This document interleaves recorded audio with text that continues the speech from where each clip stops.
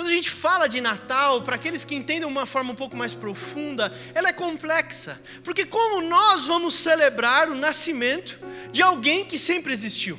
Como nós vamos celebrar o aniversário de alguém que criou todas as coisas? Como nós vamos celebrar aquele que sempre existiu numa data, principalmente em dezembro, que nós sabemos que não é a data certa que Jesus nasceu. Mas essa data tem um valor que não pode passar desapercebido a nós. Essa data ela não pode ser só mais um dia, mas ela tem que ser a representação daquilo que nós conhecemos em profundidade, que é muito mais do que o nascimento de Jesus, mas a decisão do nosso Senhor de vir à terra. E é isso mais ou menos que João capítulo 1, ele fala no verso 1, diz assim a palavra de Deus em João capítulo 1, no verso 1. No princípio era o verbo, no princípio Jesus era o verbo, e o verbo estava com Deus, e o verbo era Deus. Ele estava no princípio com Deus, todas as coisas foram feitas por Ele. E sem Ele, nada do que foi feito se fez. Nele está a vida. Aleluia. Nele, em Jesus, estava a vida. E a vida era a luz dos homens. E a luz resplandece nas trevas, e as trevas não a compreenderam. Aleluia. Feche seus olhos, vamos orar. Jesus, essa é a tua palavra, fala conosco de forma profunda, real. Pedimos, Jesus, que o Senhor possa manifestar o teu poder e possa trazer revelação clara do seu texto, da sua revelação profunda em nós. Abre os nossos corações para receber de ti, em nome de Jesus. Então João, aqui ele diz que Jesus sempre existiu e Jesus sempre esteve com Deus e era Deus. E ele era vida para os homens. Então, como alguém que sempre existiu, antes mesmo de existir, da existência existir, é complexo entender isso. Antes mesmo do nada existir, Jesus já era. Como celebrar o nascimento de alguém que sempre esteve? É complexo. Só que a gente vai ver, e eu vou passar aqui pela história de vida de Jesus, eu quero contar com a sua atenção. E nós vamos entender um pouco mais profundo do que significa essa decisão do nosso Senhor deixar o mais alto céu e descer para estar aqui conosco. Ele escolher vir no ventre de uma bendita mulher, Santa Maria. Santa porque somos santos crendo em Jesus. E ela carregou no seu ventre a semente do Espírito. E dela, uma virgem, uma pura mulher, nasce o soberano Senhor. Como uma mulher pode ser mãe de Jesus? É complexo. Só que ele escolhe assim dessa forma. E no ventre de Maria, enquanto ele está nesse ventre, Jesus já manifesta algo diferente e sobrenatural. A sua vinda é complexa. Maria se encontra com Isabel e dentro do seu ventre está João, e dentro do ventre de Maria está Jesus, e João no ventre de Isabel, sua prima, se mexe, anunciando já o ministério de João, que é a revelação de quem era Jesus, antes mesmo de ter vindo à vida. É por isso que eu não consigo entender, meus irmãos, aqueles que não compreendem a vida ainda dentro de uma barriga. Porque antes mesmo de nascer, Jesus já tinha o propósito de João sendo manifestado no ventre de Isabel. E naquele momento, João revela Jesus, o Salvador, antes mesmo de nascer. Só que o texto não nos fala muito sobre a infância de Jesus. Só que ele diz que Jesus crescia em estatura, em graça, em autoridade. Jesus se desenvolvia como nós nos desenvolvemos. Até que chega um tempo em que Jesus tem por volta dos seus 30 anos. E ele vai a um casamento. Nesse casamento nós conhecemos a história. Nós sabemos que nesse casamento acontece algo que nós não esperaríamos que acontecesse no casamento. O vinho daquele lugar acaba. E quando acaba o vinho, Maria pergunta a Jesus: Jesus, acabou o vinho. Jesus dá uma resposta esquisita: que eu tenho contigo, mulher? Minha hora não chegou. Só que Maria vira aos empregados e diz: façam o que ele lhes pedir. Aqueles funcionários pegam talhas, recipientes cheios de água, E ali Jesus inaugura o seu ministério de poder. Jesus faz o que nós conhecemos, transforma a água em vinho. Aquele Jesus que nasce de um ventre de uma mulher comum, filha de José, um homem comum, numa cidade que não tinha relevância alguma, que era Belém. Aquele que não tinha qualquer tipo de indício de soberania. Um rei nasce numa manjedoura, não nasce no ventre de um palácio, ele não nasce cercado por glória, mas ele nasce numa manjedoura, cresce e desenvolve, e o seu ministério acontece num casamento em Caná da Galileia.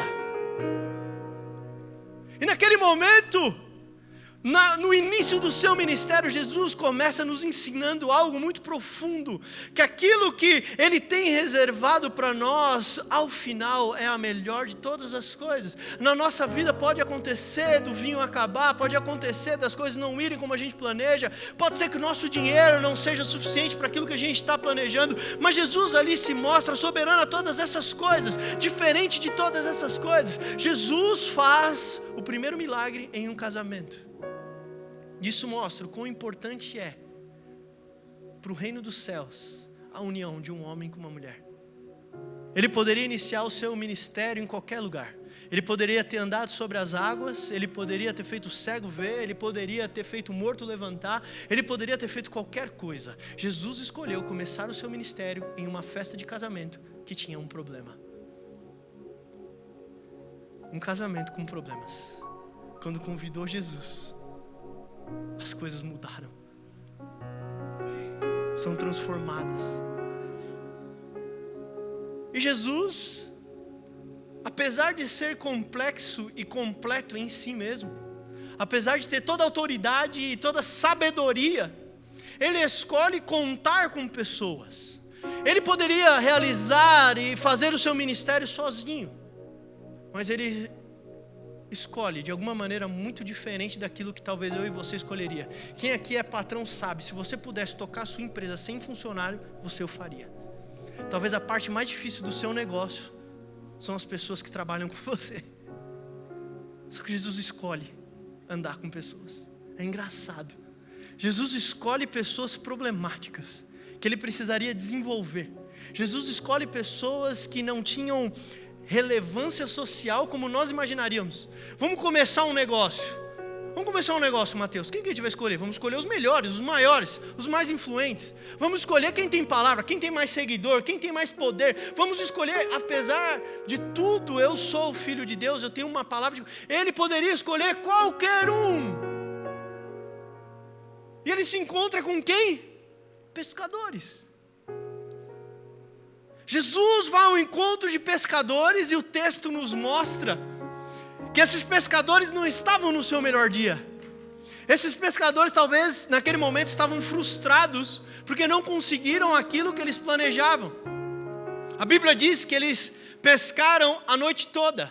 A palavra de Deus diz que eles tentaram a noite toda e nada conseguiram pegar, até que aponta na vida deles Jesus. Eles não sabiam direito quem era Jesus. Ali não mostrava que Jesus tinha relacionamento com eles antes desse momento.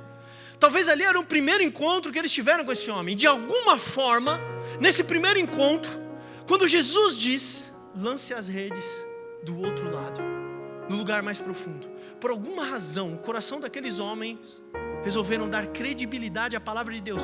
Por alguma razão, eles entenderam que Jesus havia algo de especial nele, mesmo sem conhecê-lo de forma tão profunda.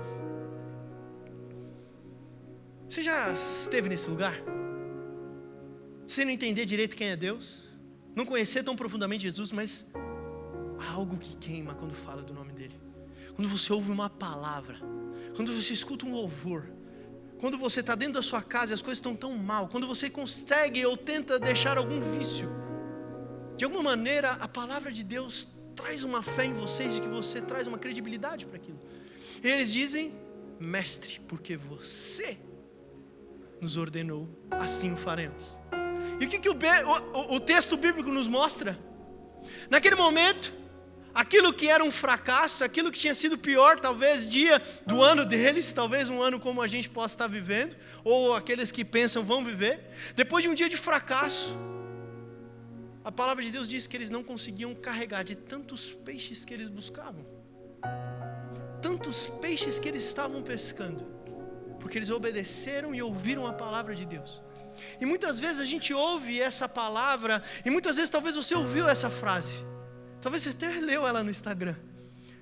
Talvez no pior dia da sua vida seja aquele que se tornará o melhor. E isso nos traz uma força interior, isso traz um gás na gente, principalmente se a gente está num período ruim. Mas o que talvez a gente não perceba tanto na essência desse texto, que a coisa mais profunda que aconteceu naquele momento, não foi a multiplicação dos peixes, não foi ali a pesca, o fracasso se tornar sucesso, foi o que Jesus fez depois. Jesus olhou para aqueles homens e disse: venham e me sigam, pois eu os farei pescadores de homens. Talvez os seus olhos estão muito fitos e conectados com aquilo que você consegue produzir nessa terra, com as coisas deste mundo. Talvez o seu coração esteja muito ligado aqui, e eu multipliquei, só que agora eu te chamo, largue tudo e venha e me siga. A profundidade desse texto é essa, não é a maravilhosa pesca, não são os peixes estarem no barco, não é eles terem o que comer, não é eles terem dinheiro, não é eles terem sucesso profissional, é eles terem conhecido algo que vale muito mais do que tudo isso. Essa é a profundidade, a beleza desse texto. Pescadores comuns sendo chamados por Jesus, pessoas comuns abriram mão de tudo porque enxergaram em Jesus algo que não enxergaram em nenhuma outra coisa. Nada nos preenche, nada nos enche, nada nos completa como as palavras do nosso doce Senhor. E Jesus inicia o seu ministério convocando homens como este. Como eu falei, ele chegou a pessoas comuns, cobradores de impostos, uns mais letrados, outros menos. A palavra de Deus nos faz entender que o mais velho, o mais maduros entre eles era Pedro, que tinha por volta de 20 anos, um pouco mais de 20 anos, eram jovens. O texto nos dá a entender que todos os discípulos, aqueles que seguiam a Jesus, eram jovens, que abriram mão de tudo. E Jesus junta essa galera, junta esse povo, para algo muito maior. Talvez cada passo que eles davam com Jesus era algo que eles se impressionavam cada vez mais. Se você acompanhar a trajetória dos discípulos e de Jesus, vocês vão perceber que era uma coisa mais maluca que a outra que eles viviam. Certa vez Jesus está com seus discípulos, reúne um povo e vai ao deserto e passa o dia inteiro pregando ao povo. Chega um momento que a Bíblia diz que a multidão tem fome. E Jesus vira para aqueles que estavam caminhando com eles e pergunta: o que a gente faz? O que os discípulos falam? Viram a pesca? Viram milagres? Eles percebiam que Jesus tinha autoridade sobre todas as coisas, mas talvez o coração deles, a cada momento encontrava uma barreira, falava: até aqui é o limite do meu Senhor. O que faremos nós quando o recurso é escasso e não é suficiente? Despede a multidão, encerra o projeto, acaba aqui, para por aqui, fecha as portas. Essa era a ideia, a cabeça deles. Só que Jesus precisava transformar aqueles homens de pescador de peixes a pescadores de almas. Jesus precisava mudar o íntimo daqueles homens. E Jesus fala: veja o que a multidão tem. Não tem nada. E um menino traz pães e peixes. Jesus pega o pão, pega o peixe, dá graças, reparte, passa na mão dos discípulos, e a palavra de Deus diz que há multiplicação. Aquilo que eles imaginaram ser o limite daquilo que Jesus poderia fazer, o encerramento daquele dia, Jesus mostra que mais uma barreira é vencida. Jesus mostra e começa a ensiná-los, demonstrá-los quão profundos são os seus mistérios e quão real é o poder dele. Você está conseguindo entender e trazer um paralelo para aquilo que nós vivemos hoje? Conhecemos Jesus, andamos com Ele, mas parece que a cada passo que as coisas apertam, cada nova circunstância que acontece conosco, mesmo tendo testemunhado de milagres no passado, aqui acabou. Despede Jesus. Contra o câncer não dá, Jesus. Contra o vício, contra a bebida não dá, Jesus. Para por aqui. Vamos embora. Tragam-me os pães e os peixes. Aleluia. Jesus começa a moldar o interior desses homens, como talvez molda o nosso através dos processos da nossa vida. Todos nós passamos por escassez talvez em algum momento. Todos nós passamos por dificuldade. A diferença é para onde os nossos olhos irão. O que a nossa boca vai falar? Acabou aqui. Ou a gente vai fazer o que a gente tem de melhor, pegar o pouco que nós temos, que não é muito, e colocar nas mãos de Jesus. Muitos estão falando que 2026 vai ser um ano muito difícil. Estatisticamente e pela perspectiva política e econômica, de fato. Precisamos nos preparar. Só que enquanto você vai viver no natural, meu irmão, eu não estou falando para você estar apático da realidade humana e nem ser um louco, fazer coisas que não deve. Mas o quanto essas notícias vai ditar o seu coração. O quanto isso vai mexer com você, o quanto a tua história vai mexer com você. Meu irmão, eu creio num Deus que faz o milagre em meio ao deserto. Eu creio nisso. Eu espero que enquanto nós vivermos, o nosso coração possa ter essa fé e essa crença. Amém? Amém? Jesus reúne os seus discípulos e começa a moldá-los.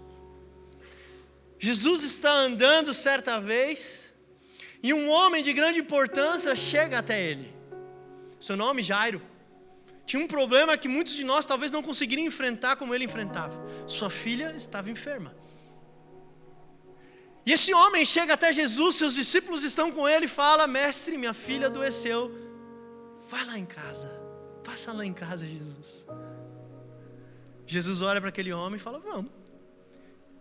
E no trajeto, no caminho até a casa de Jairo, uma multidão o cerca. Uma multidão se aproxima de Jesus. E no meio dessa multidão, uma mulher que a Bíblia não cita o seu nome, mas que a Bíblia diz que ela enfrentava uma doença há mais de 12 anos. Só que nela havia algo diferente daquela multidão. Havia uma fé. E a Bíblia diz que ela tinha gasto tudo o que tinha para encontrar a sua cura, e não havia encontrado. Meu irmão, eu não sei se você carrega algum problema durante muitos anos na sua vida, mas quando a gente tem um problema dentro de casa, quando ele é muito extenso, a gente se acostuma com ele e a gente não enxerga mais saída para ele. A gente acha que as coisas são assim e vão continuar assim. Isso é muito comum acontecer àqueles que têm problema com bebida, com droga, com cigarro. É um vício tão profundo que você acha que você está naquele lugar e não vai conseguir sair de lá. Talvez uma doença autoimune, algo que você carrega e você fala: não, Jesus pode multiplicar os pães. Jesus pode transformar água em vinho. Jesus pode nascer de uma virgem. Mas esse é o limite até onde Jesus pode ir. Aqui Jesus não toca. Não tem como ele fazer. São 12 anos, uma vida toda lutando contra isso. Eu nunca vi saída. Só que essa mulher rompe essa incredulidade. E ela diz: se apenas tocar na orla do seu manto, eu serei curada. Se apenas tocar na orla do seu manto, eu serei curada. E assim acontece, aquela mulher no meio da multidão toca a orla do manto de Jesus. Jesus para e fala: ei, alguém me tocou. Os discípulos mais uma vez, sem entender a plenitude de quem era Jesus: mestre, todos te tocaram, como nós vamos saber? Jesus: não, alguém me tocou diferente, pois eu senti que de mim saiu virtude, de mim saiu poder. Alguém no meio da multidão não estava como a multidão, alguém não estava naquele lugar como os outros estavam. Você entende que a gente pode estar aqui no meio de todas essas pessoas e ser mais um, e sair daqui apenas falando: que lindo culto de Natal, que lindo coral, e voltar para a nossa realidade da mesma forma? Ou nós podemos sair daqui de uma forma diferente, se a nossa fé romper com a incredulidade daquilo que nós carregamos talvez durante 12 anos ou mais. Você entende que o cerne da conexão com Jesus é a fé que nós temos nele? Começamos o culto falando: eu creio que Jesus está aqui. Oramos por cura. Você entende que Jesus rompe a barreira do anonimato? rompe a cara da multidão e traz uma cara individual. Você entende que Jesus se importa com a sua história, com a sua vida, no meio dessa multidão? Talvez Jesus está falando ao seu coração coisas que só você e Ele sabem. Diferente do que os discípulos pensavam, no meio de uma multidão não tem como individualizar, não tem como alguém ser visto. Jesus tem sim.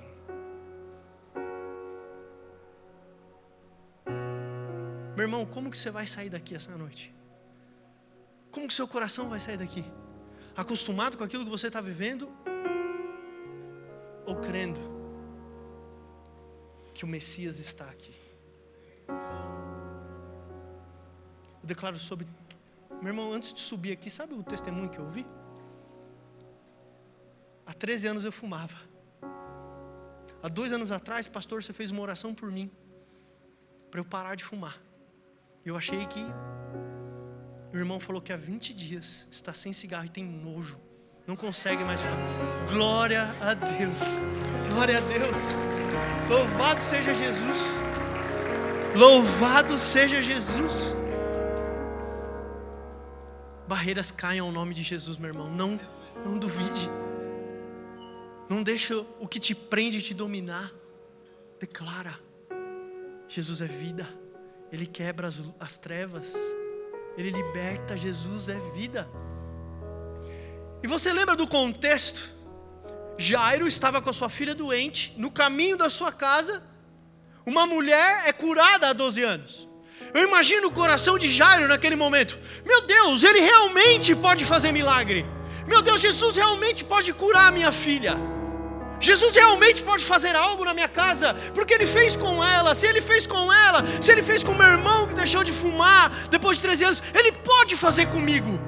Eu acho que o coração de Jairo naquele momento queimou, como talvez nunca antes tivesse queimado, porque ele ouviu e viu o poder de Jesus sendo manifesto. Imagino que naquele momento ele saltou de alegria. Os olhos deles não tinham visto ainda sua filha sendo curada, mas no seu coração, eu acredito que ele já tinha visto, ele já tinha crido.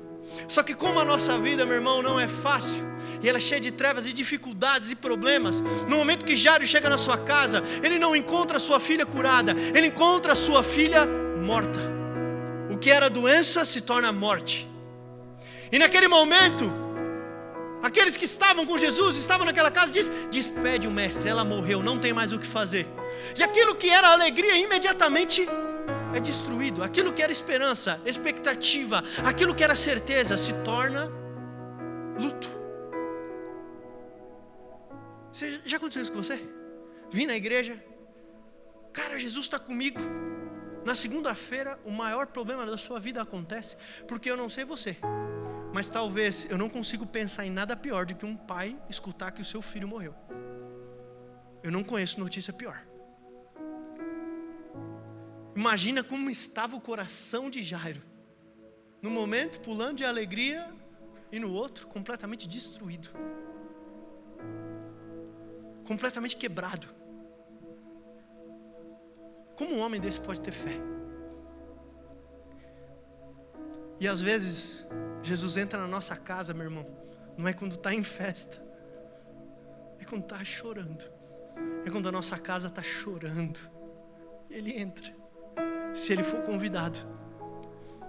Às vezes Jesus chega na nossa vida, não quando a gente está no nosso melhor momento, mas quando a gente às vezes talvez está no pior. Talvez quando a gente está enfrentando as mais difíceis batalhas que a gente pode enfrentar. E diferente da gente que não quer estar na casa que tem choro, a gente quer estar na festa do Réveillon mais legal, a gente quer estar na festa do Natal mais alegre, a gente quer estar nos lugares mais leves. Jesus quer estar onde Ele é bem-vindo. E para isso basta para Ele. E a casa de Jairo era um lugar onde Jesus era bem-vindo. Naquele momento Jairo faz algo muito importante. Ele olha para Jesus. Ele não olha para a morte, ele não olha para a dor, ele não olha para a dúvida, ele olha para Jesus. E Jesus fala: ela não está morta, ela dorme. Andar com Jesus é olhar o real e crer no sobrenatural. Andar com Jesus é pisar onde não tem chão e andar. Às vezes na nossa vida, meus irmãos, vai ser assim. Tudo vai dizer para você que acabou, que é o pior dia da sua vida.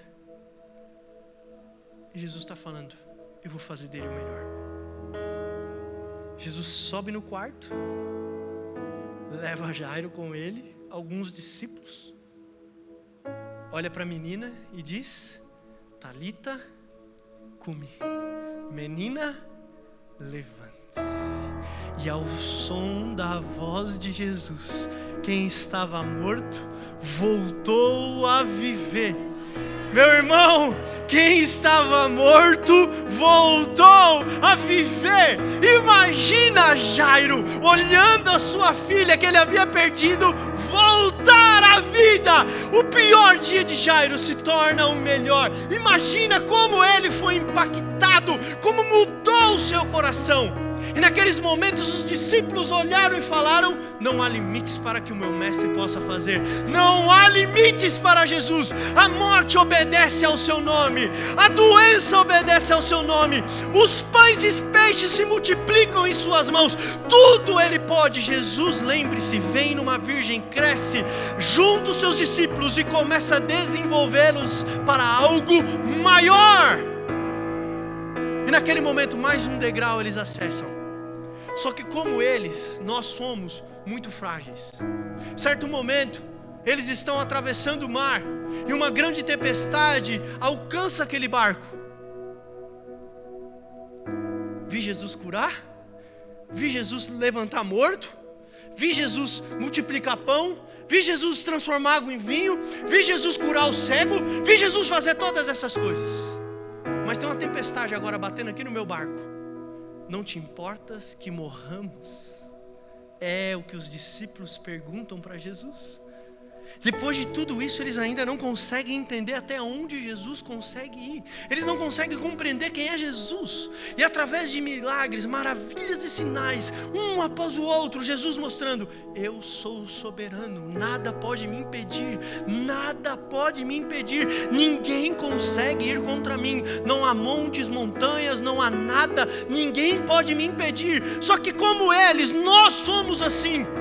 Vez após vez, a gente acha que é o nosso fim, acha que esse é o ponto, é o limite que Jesus pode fazer na nossa vida. E a gente é tão massacrado e abalado que a gente se rende. Mais uma vez, Jesus curou, Jesus fez, mas chegou o limite. A tempestade ele não pode acalmar. Jesus sai do bar. Jesus sai de onde ele estava dormindo, diz ao mar, acalme-se. E o texto diz que há completa bonança, a completa paz. Aquilo que uma vez era tempestade, ao som da voz de Jesus, mais uma vez algo sobrenatural acontece. E eles falam, quem é este que até a natureza, até os mares o obedecem? Quem é esse? Por mais perto que eles estavam de Jesus, por mais próximos que eles estavam de Jesus, eles não conseguiam compreender a totalidade de quem era o Messias, de quem era o Rei da Glória. Eles não conseguiam compreender até onde Jesus podia ir. Você está entendendo que Jesus está falando com você? Que tempestade está batendo no seu barco? Olha o que já aconteceu e Jesus já fez na sua vida. A Bíblia diz, trazei à memória aquilo que me traz esperança. Lembre dos milagres que Jesus fez na sua vida. Ele continua contigo. A tempestade ainda obedece à voz de Jesus. Ele não perdeu o controle. Ele continua sendo rei. Só que como nós somos frágeis, meus irmãos. Mais uma vez Jesus estava nas suas peregrinações. E chega uma mensagem para Jesus. Mestre, o seu amigo está doente, apressa-te, Lázaro vai morrer. Jesus ouve aquela notícia e não vai imediatamente à casa de Lázaro, como às vezes acontece com a gente. A gente está tão desesperado que a gente só quer que Jesus pegue o carro e chega logo em casa. Só que Jesus começa a passar por outros lugares e no meio desse tempo a notícia chega. Lázaro morreu. E eu imagino, a teologia entende que esse momento de Lázaro aconteceu após a cura da filha de Jairo. Então eles já sabiam que Jesus tinha autoridade sobre a morte. Só que diferente da morte de Lázaro, ela não tinha acabado de acontecer igual a morte da filha de Jairo. Lázaro já estava morto há dias. Então a barreira que havia no coração dos discípulos não era apenas a morte, o ponto final, mas o tempo. O tempo sendo um vilão de nossas vidas. Jesus chega naquele ambiente, Lázaro já está no seu túmulo, a pedra está guardando o seu corpo. Diz que os discípulos, as pessoas, ele já fede, mestre. Mais uma vez, esse é o seu limite, Jesus. Você até traz de volta a vida, mas tem que acontecer imediatamente. Se morreu tem um tempo, não dá, Jesus. Você já foi o seu limite. Meu irmão, o tempo não é Senhor. O tempo não manda. O tempo não dita. Você não está atrasado e nem adiantado. Você não vai começar a sua faculdade aos 30 e achar que as coisas estão perdidas. Você não vai se casar aos 40 e achar que não dá mais tempo. Você não vai ter mais 45 anos e não engravidou e achar que a promessa acabou. Meu irmão, o Senhor das nossas vidas não é o tempo. Ele continua sendo o Rei. Por que o teu coração teme tanto o que os seus olhos não têm contemplado? Por que a gente fica tão aflito quando o tempo passa? Por que a gente se sente tão para trás? Quando a gente olha os outros tão à frente de nós? Por que a gente se sente tão diminuído? Por que a gente se sente tão pequeno? Por que a gente se sente tão velho, achando que a nossa vida acabou? As coisas boas ficaram para trás. Mas quem anda com a gente é soberano e Senhor sobre todas essas coisas. O texto diz, Jesus fala, tire a pedra. Aqueles homens tiram a pedra. E há um texto, menor versículo bíblico, e é muito interessante. Jesus chorou. Poderia aqui trazer uma teologia profunda. Eu não sei porque Jesus chorou. Se ele sabia que ele ia ressuscitar Lázaro. Eu imagino que era pela compaixão de ver o sofrimento daqueles que estão em luto. Eu não digo que eu já estive em luto. Eu estou em luto. Porque o luto, meu irmão, de quem a gente ama, não passa. Eu perdi meu pai, deve ter uns 15 anos, sei lá quanto tempo eu perdi meu pai. Perdi a Maria, a bênção da minha vida, já há alguns anos. A dor não passa. Quando a gente ama alguém e essa pessoa se vai, o luto dói demais. E eu acho que isso comoveu o coração de Jesus. Só que ele consola. Na minha vida, diferente de Lázaro, não voltou. Mas eu experimentei do consolo do Espírito. E apesar de doer, eu recebo paz em Deus todos os dias. E eu quero declarar isso sobre cada um dos meus irmãos que está aqui. Se você está em luto, eu declaro paz sobre o seu coração em nome de Jesus. O Espírito Santo começa a agir no coração, Pai, desse irmão, dessa irmã, trazendo a Tua presença que conforta o inconfortável, Jesus. Consola o inconsolável. Talvez foi um filho ou um pai, ou um amigo querido. Eu declaro a Tua paz, em nome de Jesus. Jesus diz, Lázaro, venha para fora. Irmão, imagina a cena de um túmulo, um corpo saindo. Meu irmão, se eu estou num velório, um pastor ora e o corpo levanta, eu caio em desespero. Eu vou falar, todos os velórios que eu vou, eu oro por ressurreição. Não oro alto, porque eu ainda não tenho essa fé. Primeiro, porque a gente sente num lugar que a gente fala, cara, talvez eu vou ofender a família. Se eu orar alto não acontecer, como o outro vai se sentir? A gente fica constrangido desse lugar. E eu ainda vou ter fé para orar sobre isso, porque eu sou meio louco, eu oro mesmo. Orei pelo meu pai, orei por todos os velórios, todos que eu fui, eu orei por ressurreição. Eu nunca vi, mas se eu visse, talvez eu caia duro. Talvez eu ia ficar com medo. Então eu imagino Marta, Maria, os discípulos. Meu Deus, Lázaro está saindo. Eu imagino uma galera saindo correndo, gritando. Outra galera chorando, pulando de alegria. Imagina a confusão. Mas a verdade é que o morto ressuscitou à ordem do nome de Jesus. Mais um milagre. Mais uma vez, Jesus fez o impossível. E mais uma vez, aquilo que para os discípulos, para aqueles que seguiam a Jesus, escute isso. Para os que seguiam Jesus, parecia o limite, e não foi. Só que de tudo isso que aconteceu, de todos os milagres, e aqui eu poderia ficar a noite toda contando os feitos do nosso Senhor, mas de tudo, a gente se depara com algo que parece que um milagre não pode dar conta, e é para esse lugar que Jesus quer nos levar. Jesus mostra a pesca maravilhosa, mas transforma a proposta no coração dos homens. Jesus multiplica o pão, Jesus faz todas essas coisas. Só que quando a gente se aproxima dele, quanto mais a gente se aproxima da luz, mais as nossas trevas brilham, mais as nossas trevas ficam expostas. E nós olhamos o pecado que há em nós, nós olhamos a nossa falha, nós olhamos aquilo que nos afasta de Deus, e é aquilo que nenhum sinal e nenhuma maravilha pode fazer. E a gente olha para isso e fala, como?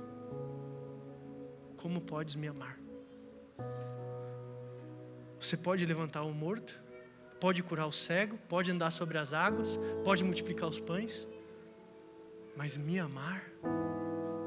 E que sinal, que maravilha, que milagre Ele poderia fazer para nos mostrar o seu amor? Nenhum. Porque não é pela falta de fé naquilo que o Senhor pode fazer e do poder dEle, mas por ver quanto quebrados nós somos. Então não é um milagre, é uma cruz, é um caminho que Ele precisa percorrer. E para resolver esse problema, os discípulos precisavam aprender isso. E aquele que nasceu, escolheu descer, enfrenta a cruz, para resolver esse último problema que nada poderia resolver. E que era o que era mais importante para nós, nos resgatar. Durante a noite ele é traído, é chicoteado, açoitado, julgado, e aquele que certa vez disse à tempestade para que ficasse em silêncio, se cala diante de Pilatos. Não fala em próprio favor, não comanda uma legião para que pudesse salvá-lo. Em silêncio, a ovelha vai para o matadouro.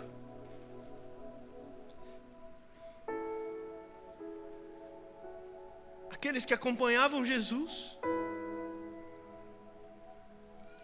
se vão. Pedro nega.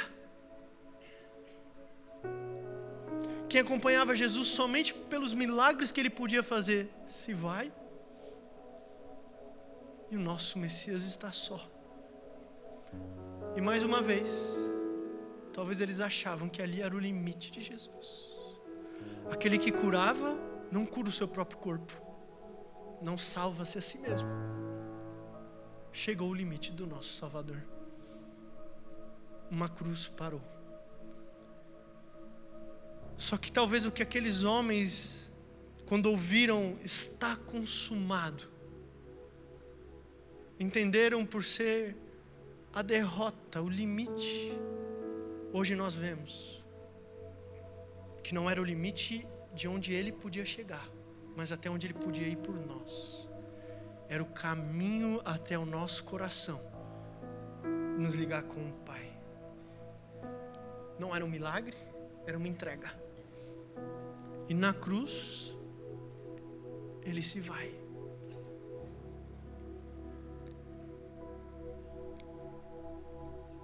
Obrigado, Jesus. Obrigado, Pai, por carregar os meus pecados. Obrigado por ser traído, humilhado, para me resgatar, Jesus. Não foi um cego que foi curado, mas foi a sua carne e o seu sangue que foram derramados. Uma coroa de espinhos o Senhor usou.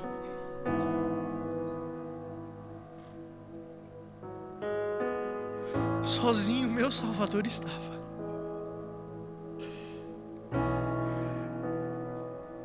Para que pudéssemos chegar ao Pai. Obrigado, Jesus, pelo seu sacrifício. Nós honramos, Deus, mais do que os peixes que podem vir no nosso barco, mais pelos milagres que os nossos olhos podem ver, mais pelas vantagens que temos em andar ao seu lado. Obrigado pela cruz, Jesus. Mais do que acalmar as tempestades do nosso coração, mais do que a paz que excede entendimento. Obrigado, Jesus, pela cruz. Obrigado, Jesus, pela cruz. Mais do que a minha família, mais do que a minha saúde, mais do que o meu bem-estar, mais do que o meu sucesso. Obrigado, Jesus, pela cruz. Aleluia. Só que a história não termina aí. Porque ao terceiro dia, o nosso rei ressuscitou. A pedra do seu túmulo que era emprestado se abriu. Não para que o nosso rei pudesse sair porque ele estava preso, mas para que nós pudéssemos ver que está vazio, que ele ressuscitou, que Jesus está vivo, que ele desceu dos céus numa virgem, nasceu, venceu os desafios, passou pela cruz e ressuscitou, para que pudéssemos ter conexão real e própria com o Pai.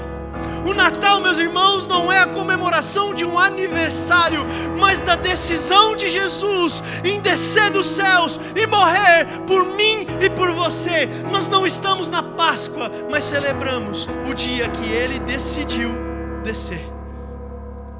Não estamos batendo palma num bolo de aniversário para alguém que completa mais um ano. Estamos celebrando, porque o Cordeiro de Deus se entregou por mim e por você. E o Natal nos lembra, se todas essas barreiras foram vencidas, se tudo isso foi vencido, se até a cruz Ele suportou, o que são os desafios que enfrentamos? Eu pergunto a você, o que é o que enfrentamos? Quais são os limites que o meu Senhor, que o seu Senhor encontram? Se Ele venceu a cruz, se o Natal representa essa decisão de Jesus descer dos céus, quem impedirá o que Ele pode fazer em nossas vidas? Quem impedirá o Senhor de agir? Que você celebre o Natal esse ano com a consciência da trajetória da história de Jesus, do que custou. Não foi o início da sua existência, mas celebramos a decisão do Cordeiro descer, ser imolado, morto, para que o seu sangue nos salvasse.